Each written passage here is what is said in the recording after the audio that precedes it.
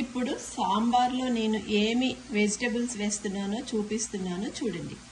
పచ్చిమిరపకాయలు, ఉల్లిపాయ ముక్కలు, ములక్కాడ, ఆనపకాయ ముక్కలు, బఠానీ, క్యారెట్, బీట్రూట్, టమాటో అండ్ నేను యాష్ గార్డ్ ముక్కలు కూడా వేస్తున్నా, చూపిస్తున్నాను చూడండి.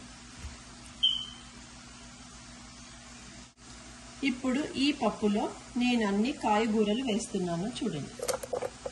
బీట్రూట్ వేసా, మిక్స్డ్ వెజిటబుల్స్ వేసాను, యాష్ గార్డ్ వేస్తున్నా, టమాటో ముక్కలు వేస్తున్నా, పీస్ వేసాను, ములక్కాడ ముక్కలు, ఉల్లిపాయ, అన్నీ ఇలా వేసి ఉడకపెట్టేసుకోవాలి.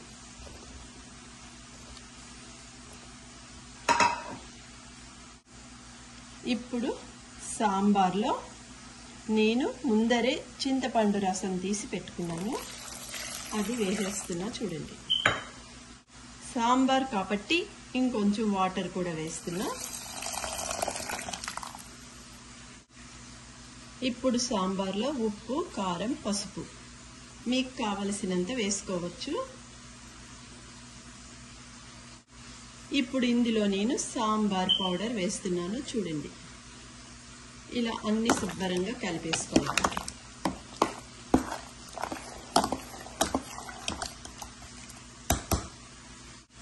అట్లానే కొంచెం ధనియాల పౌడర్, కొంచెం కరివేపాకు,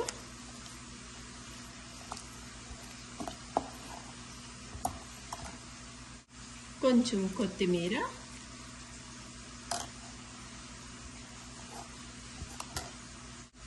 ఇప్పుడు ఇదంతా ఇది అంతా శుభ్రంగా ఒక్కసారి కలిపేసుకుందాం చూడండి. ఇలా అన్ని మనం రెడీగా పెట్టుకుంటే సాంబార్ ఈజీగా చేసేసుకోవచ్చు.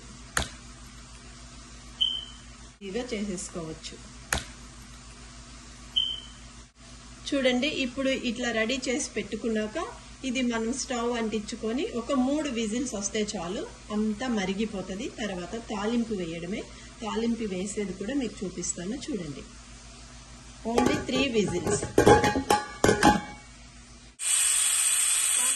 ఇప్పుడు కుక్కర్ మూత తీసి సాంబారు ఎలా అయ్యిందో చూపిస్తాను చూడండి.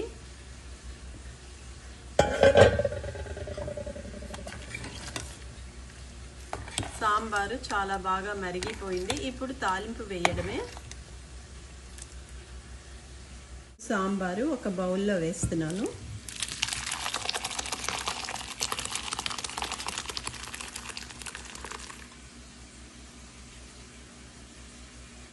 ఒక్క స్పూను, తీయగా ఉంటే బాగుంటుంది సాంబారు, అందుకని ఒక్క స్పూను బెల్లం పొడి వేస్తున్నాను చూడండి.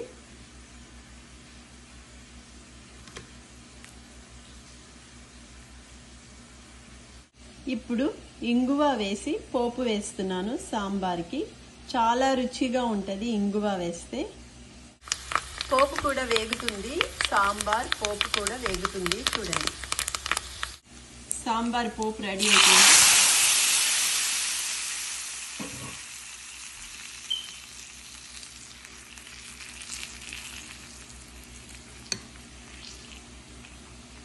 రెడీ, సాంబార్ పోపు రెడీ.